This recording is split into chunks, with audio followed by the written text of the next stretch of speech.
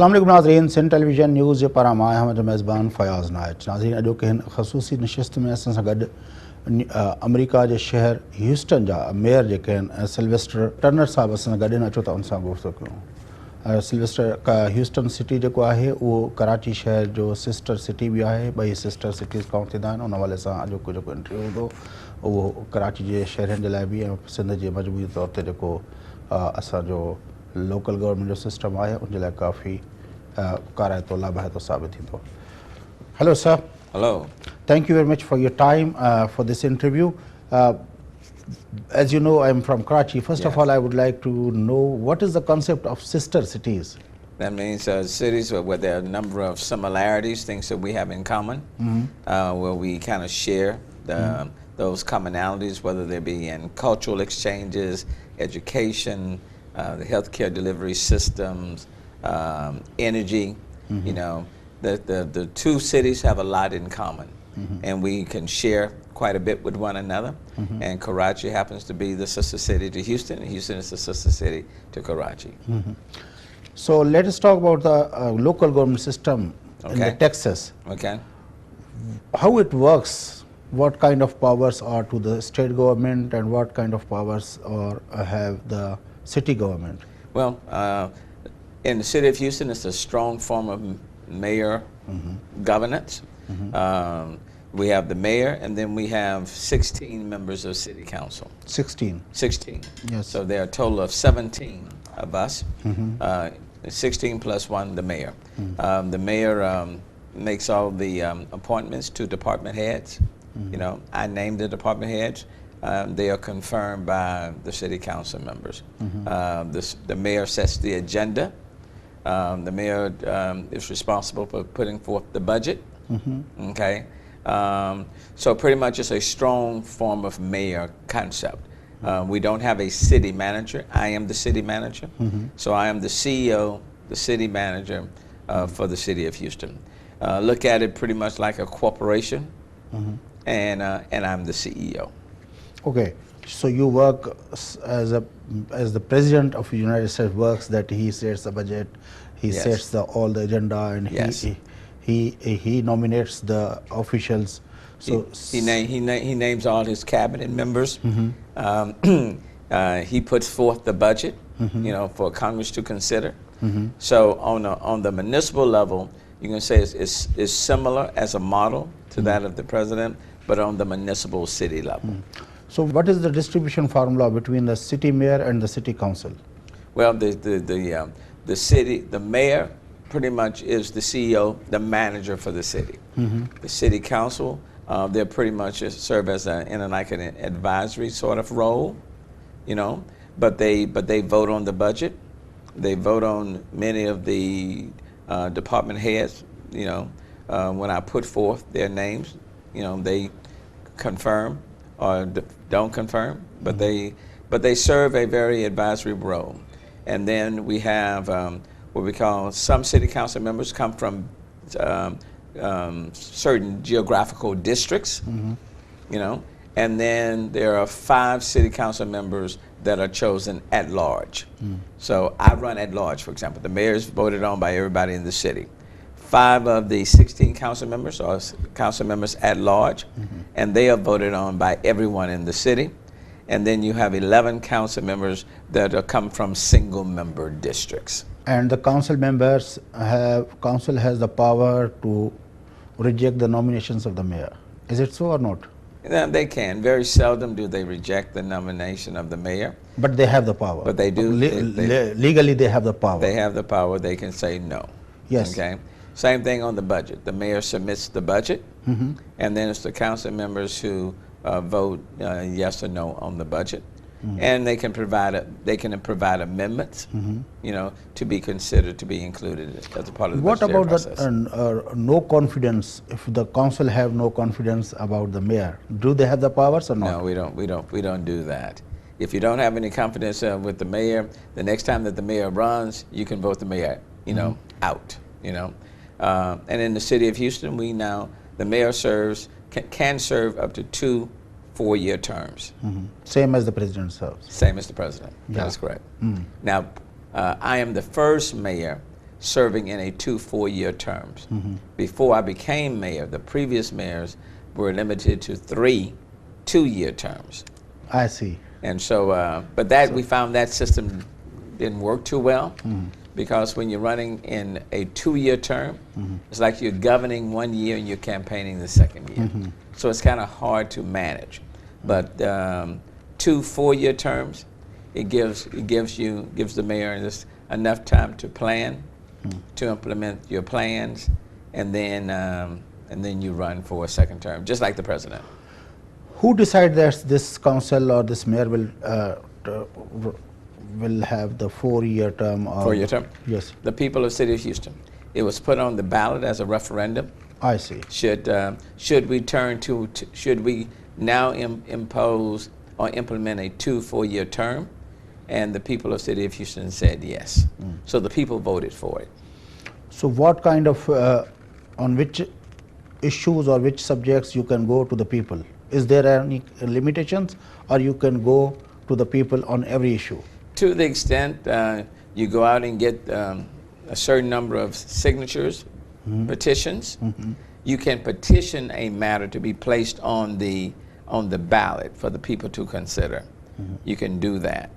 And there have been, several instances where people have gone out and, let's say, gotten 20,000 signatures. You have to write your name, you have to include your address, you have to include your voter registration card, and then the city secretary will verify that you are an actual resident in the city, where you live, those things of that nature. So if you end up, for example, getting like 20,000 signatures on some particular measure, then it possibly could show up on the ballot. So no limitations of subjects or issues. Even the Houston can declare itself as an independent state. Well, let's put it this way: it's one thing to get enough signature to put something on the ballot. It's another thing whether or not that initiative is legitimate, valid, and the courts will follow. There have been some referendums, for example, that have been placed on the ballot. People have voted for those referendums, only for the courts to say that it was vague, ambiguous, not appropriate, and the courts have struck those things down. So it's not like you can put anything you want. So any decision taken by the people or the council that can be struck off by the courts. Well, that's true. And anything that's dealt with by the mayor or city council, the people in the city of Houston can collect, if they collect enough signatures, and if they disagree, or if they agree with something that did not pass, then by collecting a certain number of signatures, they can have that measure put on the ballot for everybody to vote on. Do the state government or the federal government have any role that they can advise you or direct the city council or the city government that don't do this or do this? Do they have any role? Yes, I mean the state through the Texas legislature, for example, they can impose certain restrictions on us. For example, you're familiar with Uber? Yes, Uber. Lyft, those companies. As of the beginning of the year, the city pretty much regulated those Uber and Lyft services. And then Uber, Lyft went to Austin, the state capital, and asked the legislature to remove that control from the cities and to place that control at the state level. Well, they were successful. So the cities no longer can regulate those, we call them TNCs, but Uber and Lyft. So we're out of that business, so to speak.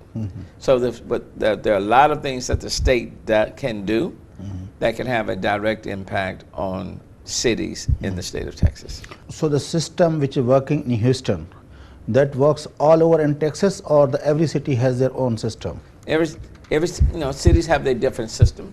So for example, if you were in Dallas or in Austin, They have a city manager. You have the mayor, then you have a city manager, and then you have the council. It's the city manager that handles the day-to-day business. You know, hiring, firing, naming department heads, contracts, you name it. The mayor serves more of a ceremonial role, but Policy guideline. Yes. But Dallas and Austin, for example, have a city manager. In the city of Houston, the mayor is the city manager, as well as setting the policy. So the mayor serves all of those functions are in the mayor's hands. So that's different. So different cities have different structures. Yes. So they have the power to make structures by, these powers have been delegated by the state government or the federal government or the people in those respective cities. They decide. Yes. That what kind of power they are going to. Okay. If the people in the city of Houston, for example, decided that they wanted to have a city manager control certain day-to-day functions rather than the mayor, the people in the city of Houston can move in that direction. Now the budget, what is the process of budget making? Well, let me just start by saying the budget for the city of Houston is about $5.2 billion. $5.2 billion. Right, about 5.2 billion. And it's the mayor every year that puts together the budget and the budget must be voted upon by the end of June. Our fiscal year goes from July 1st to the end of June. June 30. Right, that's our fiscal year. The budget has to be approved before July 1st. So, mayor have any particular institution or the forum for the budget making, or? Yeah, well, it's the mayor. All of the department heads work for the mayor. Okay, so it's the mayor's responsibility to put forth a budget for the city council members to consider and vote yay or nay, or amend it. Sometimes, you know, they will amend the budget that the mayor will put forth. City council members don't have any role in budget making. They can propose that these things should be prioritized or these should not. Well, no, I would say that they have, their input is very important. Okay, I certainly want their input, you know. You get input before the budget making, yes, or after you put the budget into the council, then they give you us? I prefer to get input before, so that everyone feels as though they have had a part to play in it, rather than me just submitting something to them and saying, this is what I want you to rubber stamp. You know, being a city council member doesn't mean you're a rubber stamp, you know. So it's important to try to include council members in the drafting of the budget, so that they will feel as though they are a participant, a stakeholder, and not just, you know, being asked to rubber stamp what the mayor puts forth. There is no specific institution for the budget making, or the finance department under mayor? Yes. Or is there any specific department? I work directly with my finance department, and I also work with the CFO. Most of the city departments have CFOs, and I work directly with them as well. But my finance department is primarily responsible for helping me craft the budget. So, do the common people have any role in the budget making process? Well, ultimately, we all work for the common people. So they don't have direct influence. You are the representatives, so you and city council members work on their behalf. Well, you know, there are a number of town hall meetings that are held every year prior to the budget being put in place. So we do take into account what the needs of the people are. We try to establish priorities that will meet the needs of the people. We try to make the information available online, be transparent, and if people, if they disagree, they will let us know. So there's always room for the general public to have input into the budgetary process. Which department work under government of City of Houston? Well, all of them. There are 23 departments, and all of them work. All of the department heads are chosen by me, by the mayor. Health department works under? Works under Under the mayor. Under mayor. Education department works under mayor. Which one? Education. Yes, the education. In fact, I started the education department when I came into office in 2016, and the director works for the Police mayor. department. Appointed. The chief is appointed by the mayor. And what about the agriculture department? We do not have an agricultural department. We do have a section dealing with sustainability, and that department, in a sense, reports to the mayor. And industries and all those. That you have what we call the workforce development. There is a well, let's say we have the chief economic development officer who works with those programs and strategies. The chief economic development officer is appointed and named by the mayor. Okay, where from you get this all budget, 5.22 billion? Yes. Where do you get the money from? Yes. Much of it comes from property taxes. Property tax. And the other comes primarily from sales tax. Property tax and sales tax are the two major generators for revenue in the city of Houston. Sales tax is completely under the city government, or you get the portion of that? Well, the overall rules are established by the state. They will tell us how much of a sales tax there will be, okay? And then based on what our percentage is, and I want to say right now it's like 6%, then those dollars will come to the city. That state make a policy for every city same, or if they deal with every city on Pretty much across the board. Across the board for every cities they Yes. get them. Yes. So sales tax. What about income tax? Do you get? In the state of Texas, we do not have an income tax. You don't have the income tax. Okay. There's no income tax on the state level, and there's no income tax on the city level. So, but the federal government have the. The federal government has the income tax, but for cities like Houston, we rely primarily on the sales tax and property taxes. Do the federal government and the state government also give you some money for your requirements, or they don't give you the money? It depends on what the issue is. So, for example, when we're dealing with natural disasters, where emergencies have been declared, the federal government will provide some financial assistance, and in some cases it will go from the federal level to the state level and then down to the city of Houston. On a regular basis, we have the community development block grant dollars for housing for the homeless, so to speak. Those dollars will come from the federal level and work their way down. As I told you, I'm from Karachi. Sanitation is one of the big problems of Karachi, but I have seen Houston. Which is that? Sanitation and the garbage cleaning. Sanitation. Yes, and garbage cleaning. But Houston is a very clean city. How you manage all that? We tell them to help keep it clean, you know. But look, they're about. We have a solid waste sanitation department. There are about 430 employees that work in the solid waste department. We have certain laws against litter. We have laws. What kind of laws? Well, basically say that if you can't throw things out of your car, you can't just throw things on the ground. And if I throw something from the car, what is the penalty? You could be fined. I can be fined. Yeah, you could be fined a money. You know, you could. In some cases, it could be up to $500. If you engage in illegal dumping, and people will take their trash, construction debris, and dump it. And this is a law that was passed by the state level. On the state level, you could be fined up to, I want to say, $2,000 to $4,000 for that. So it's a stiff penalty. I mean, we're a clean city, but we're always seeking to be even cleaner. So there are still things that we need to do to make the city as clean as possible.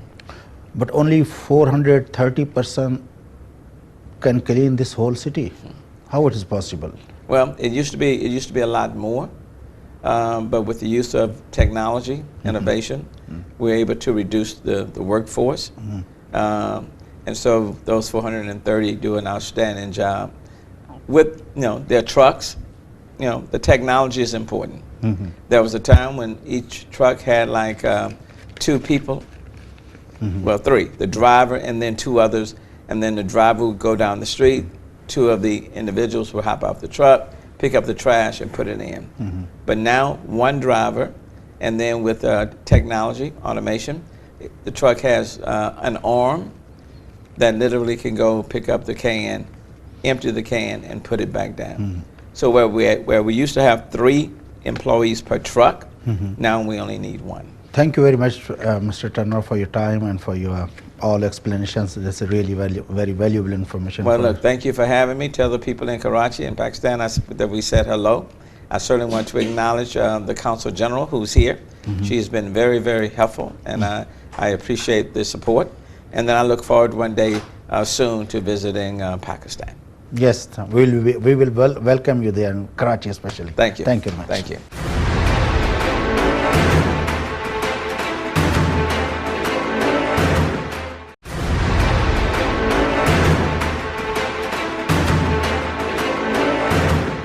America जो रियासत Texas ऐं Texas जो शहर Houston उन्हीं जो जेको आहे शहर जो जेको आहे डायरेक्टर आहे प्लानिंग एंड डेवलपमेंट जो पैट्रिक वॉश साहब असां उन सां गुफ्तगू कंदासूं अचो त गुफ्तगू करते आहियूं. Hello, Mr. Patrick Wash. Yes, thank you. Hello. Nice to meet you and thank you very much for your time. Actually, we want to know about the directorate you are heading. What are the responsibilities of a director, planning and development? Yeah. Well, first of all, let me say thank you for coming. And I know Karachi is one of our sister cities in Pakistan, and it's great to just to continue to extend a hand of friendship with our friends across the sea and in other continents. So thank you for coming. So you've asked me about the responsibilities of the Planning and Development Department. We have a number of major responsibilities, but overall we want to make sure that Houston is a vibrant place, a vibrant, thriving place. And let me kind of talk about some of the pieces of that. One is we want to make sure that the city is developing in an orderly way. Okay, so we have rules that govern development. When a new subdivision is coming in and there's new houses going in, we want to make sure that that it's being done responsibly. Growing responsibly is kind of a mantra of the city of Houston. So we want to make sure that they're building roads in the right way, that there's adequate connectivity for those roads to other areas, that the houses are being placed with a little bit of green space. Maybe they're set back from the street, and the same thing for our commercial areas. We want our commercial areas to be walkable, vibrant places, and so making sure that the city develops in an orderly way that is in the public's interest is part of what we do. We also make sure that existing areas are well supported. So we do a lot of neighborhood planning. In Houston, we're a big believer in what we call complete communities. And what that means is we think that every neighborhood should be a vibrant neighborhood of opportunity. We want to make sure, what we've seen, unfortunately, is that there is a disparity. We do have neighborhoods that are really thriving, and we have some areas that are not thriving at the same level that some of these other areas enjoy. And you can measure that. You can see that disparity in outcomes, in education outcomes, graduation rates. You can see it in crime and public safety outcomes.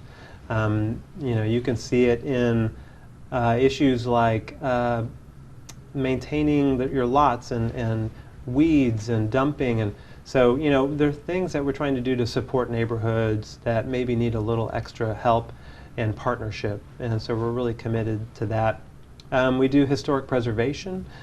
Historic preservation is important in Houston. Houston actually doesn't have as strong of a historic preservation kind of heritage and culture that maybe a lot of other cities have. You think of your San Franciscos and your Charlestons and your New Yorks, and they have probably a more thriving enthusiasm for historic preservation. Houston's very forward-thinking. We're always looking at what's coming next.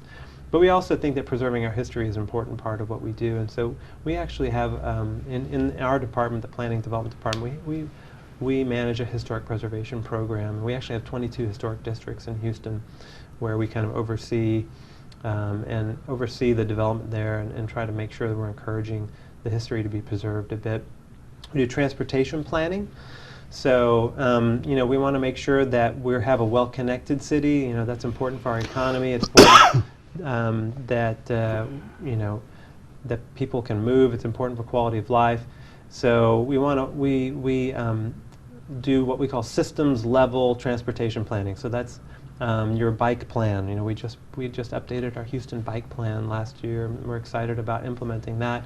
We have a thoroughfare plan. We work with Metro, which is our local transit provider, on transit planning, making sure we've got a robust bus system and a light rail system here in Houston. We have several light rail lines now that are in place, and there's potential for expansion of those, so we're excited about that. So there's transportation planning. We do a lot of mapping. So it's a whole host of different activities that we do here in the Planning and Development Department. You told us that some neighborhoods are thriving, some are not. Yeah. What are the reasons? Well, they go back decades, and we've seen a pattern of disinvestment in some of these areas. Some of them are in the urban core of the city, we've seen some of these areas, we've seen them experiencing some decline, and like I said, you can see some of these education levels are really unfortunate to see, just the low high school graduation rates, and but all these areas have unique circumstances, unique challenges. I'll give you an example. The Gulfton area is one of the most densely populated parts of Texas, actually. It's here in Houston, and it's extremely diverse, very high immigrant population, foreign-born individuals there. About twice the percentage of the rest of the city is foreign-born in the Gulfton area. And that's a challenge for making sure that those people get services.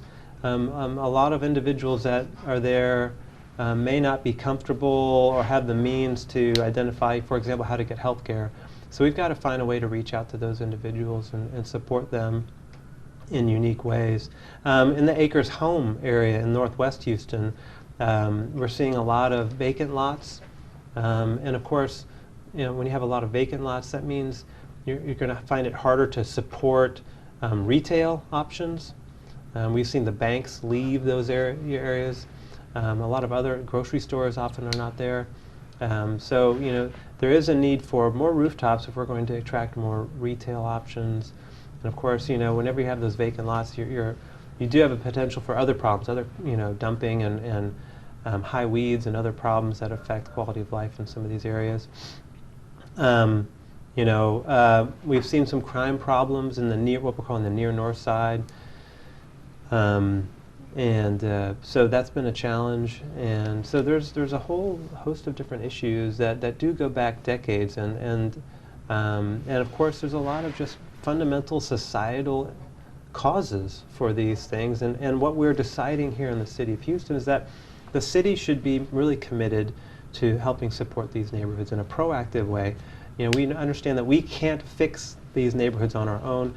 Really think that the neighborhoods themselves need to be in the lead, but we're going to commit to be their partner as they help strengthen their neighborhoods. What kind of partnership you offer them? Yeah, well, we're calling it our Complete Communities program, and there's a lot of information on our website about it. But the idea is that we want to put the neighborhoods in the lead, and we're going to do some neighborhood planning to identify, hand in hand with the local community, what do they see their community headed in the next 10 or 20 or 30 years? Do they need more retail? Do they need better education opportunities in schools? Is there a crime problem? Do they have transportation issues? Do we need to improve some streets? Is there infrastructure problems? And once we have consensus with the neighborhood about how to strengthen that area, from there, what we're going to do is we're going to reach out to every partner that we can bring to the table and hope to bring more resources to these areas that really haven't been available. And what that means, it can mean not just city departments. We've got our public works department. Sure, they can go out and they can fix some streets and they can build some sidewalks, and that's very important. But we can also go outside the city. We can talk to Metro and see if there's an enhanced bus service that might be needed in an area. We can maybe talk to the building community, the development community, and see if we can attract more resources to help develop some single-family homes, some affordable homes. We want to create mixed income areas. We think is important, and so we can attract some more home building. I think that's a positive thing for some of these areas. And even healthcare providers. There may be some health clinics in some of these areas, or maybe even some daycares and some early childhood education facilities. Maybe they need some training, and there may be a way to bring in nonprofits that actually do training for early childhood education facilities and help improve those services, because we all believe that a key to helping these areas rise up is going to be education. So, and how can we strengthen the schools? The Houston Independent School District is the primary provider of grade school education in these areas. Well, how can we strengthen the school district? Is there any role of mayor as city council in the planning and development of the city? Yeah, there's a huge role. I mean, the mayor and the city council, they adopt the rules that we live under. So we have a code of ordinances here in Houston, and part of those ordinances dictate how we grow and develop. I mean, it lays out, if you're going to build a new restaurant here in Houston, how much parking do you need? There are landscaping requirements. There's a need for sidewalks. There's regulations on where the building should be. We don't want the buildings to be too close to the street in some cases, because it starts to jam up the public rights of way. But in some cases, we want the buildings to be not too far back, because then it starts to look like a suburban type development, where in an urban area it may not be appropriate. So, excuse me, getting over a little bit of a cold here, but they set the rules. And so once they lay that, and another important thing of what they do is laying the rules for drainage. What are the drainage requirements for a new subdivision? How do you detain the runoff that comes every time it rains so that you're not increasing flooding? Of course, that's a big issue, very hot issue now for Houston. They set that framework for how we can develop. Now, somebody has to make sure that framework is being adhered to, and so you need a regulatory body, you need a regulator, and that's actually a lot of what we do here in the planning department. We do serve as a regulator, implementing the direction that the mayor and council set. So the director is elected representative, or he is nominated by? Yeah, he's appointed. He's appointed by the mayor and confirmed by city council. So that's the process that I went through to So do they have any criteria to nominate the director, or? Well, I mean, every mayor is going to look at it probably a little different. Generally, you're looking for somebody who has expertise in planning and development, but every mayor has different set of priorities as well. So there is no set rule and criteria for the.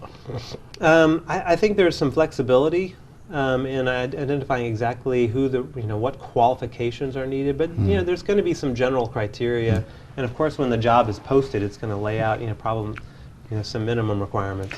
Is there any role of the state or the city or the federal government in the development and planning of the city of Yes, Houston? there is. The state has a significant role. The state adopts what's called our local government code, and the local government code establishes some even more foundational rules for how cities can operate and develop their own codes. For example, the state has authorized that cities adopt land use regulations. I mean, going back to the 1920s, for example, that's when the state of Texas authorized, for example, zoning. That was when zoning was coming about across the United States. Of course, Houston is famous because we actually do not have zoning. We're the largest city in the United States that does not have zoning. We have a lot of rules that that are similar to what a zone city would utilize. But yeah. So you divide the city into how many districts, and you call it, this is a school district, this is a shopping district. Why, what kind of distribution this is? Well, and you're talking about the distribution, how do we break apart the city in different jurisdictions? There's so many different jurisdictions. Of course, we have our, the council districts themselves. And then we've got the school districts have their districts. We have so many different kind of quasi-governmental local mini jurisdictions in Houston. We call them management districts. And another one, we usually call them TERZs, and a TERZ is a tax increment reinvestment zone. It's an area where property taxes over a certain amount are funneled back into just that area rather than across the entire city. So we have so many different local zones here in Houston, and so the city is broken out and kind of subdivided with sort of a number of just smaller jurisdictions that all need to work together for us to achieve a better city. How do you set the criteria that has been guided by the council or mayor, or you on your own investigation? And So the city council does kind of establish high-level goals for the city, and we did that. The city council did that in 2015, actually, and when the city adopted Plan Houston as our general plan. And Plan Houston basically adopted 32 community goals and 12 what's called core strategies to lay out, okay, what kind of community do we want to be in Houston? It says, we want quality infrastructure. It says that we want to sustain great neighborhoods. It says we want to connect people and places. And so we wanted to grow responsibly. We wanted to be a safe city. It established all these different goals, and it has a number of specific, sub-goals that we are attempting to achieve. So we do have kind of a guidepost for what kind of city we want to be, and it's established through our general plan, Plan Houston. Plan Houston is very high level. I mean, I think the whole thing from cover to cover is only about 28 pages. And it was intentionally high level. The idea is that as we do further planning, we're going to use Plan Houston as kind of this umbrella plan. It's the guidepost for where we want to be as a community long term. But as we do a bike plan or a library master plan, or working through our complete community neighborhood plans or plan downtown or whatever the plan may be, you start with that umbrella concept for what we want to be as a city long term, established in Plan Houston, and then we break that down into further detail, more actionable detail through additional planning efforts. Is there any role of the common citizen in the planning and development? Absolutely. So we believe strongly in community engagement here, especially in the planning and development department, but here at the city overall. We want to make sure every voice is heard and that everybody has the opportunity to provide input. I mean, and why do we do that? Well, there are several reasons. I mean, fundamentally, I believe that good policy reflects the interests of the community. Okay, so if you want to have good policy, you need to know what those interests of the community are first. So you've got to listen. You've got to allow everybody the chance to provide input as you develop that policy. So we do a lot of listening here in this department, and it's really important. That doesn't mean everybody gets their way. But it does mean everybody has the opportunity to voice. And sometimes people just stand down. They don't really provide a lot of input. But in many cases they do. And of course we hear about them when they're upset about something more than when they're happy. But yeah, so everybody does have that opportunity to kind of weigh in. How do you engage them? Do you go to the town hall meetings, or they complain about their difficulties? What is the process of engaging those people, or what is the process that people have role in the planning and development? Well, I'll give you a couple of examples, and we try to allow people to provide input in a broad array of different mechanisms. We're doing the neighborhood planning in these complete community areas, 5 neighborhoods right now, and we're doing a very extensive amount of outreach. And in one area called Acres Home, for example, we've had 5 community meetings where anybody can show up, and we try to advertise those meetings very broadly to make sure everybody who wants to participate can show up. People can always email us or send us a note, tell us what they think. They can weigh in at the meetings. We have a lot of group exercises, tabletop exercises where people can actually draw on maps. We do voting sometimes. We love dots. We have these dot stickers that we'll put those dots on a board so people can weigh in. This is the project that's most important to me, and I think we need to pursue this right away. And so we actually will use those dot exercises, those votes, and we'll tally them up. And we use that prioritization, and we capture it, memorialize it in these neighborhood plans, so we know, what is most important to these areas. A lot of our regulatory processes require a public engagement process. If you are redeveloping a site in a certain way, maybe there's a certain restriction, and you're only supposed to redevelop it for a single family, and maybe you want to put a school there, something a little different. You may have to go through a public hearing, and so that'll be in front of our planning commission. So we have a planning commission here at the city. They're an appointed body, but they oversee a lot of the planning and development of the city, and our department, planning and development department, works very closely with the planning commission. They meet every 2 weeks, and they make decisions about land development. Like I said, they're usually taking action on about 100 or more items every 2 weeks. And so they're a very active commission, the Planning Commission.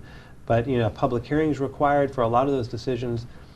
People can come and speak about the item. Usually they'll receive a notification. Usually we'll put a sign out on the property. We'll send a letter out to everybody who lives within a certain radius, so they'll actually get something in the mail. And often something's put in the newspaper as well. So there's a lot of ways that we advertise so that people can have their voice heard. Acres Home, what is that? Yeah, Acres Home is in the northwest part of Houston. It happens to be where. And then the Gulfton area. Gulfton area is in the southwest part of Houston, and that's, like I said, heavily foreign-born. Thank you very much, Mr. Patrick Walsh, for your time. Thank you very much. I enjoyed it. So nice.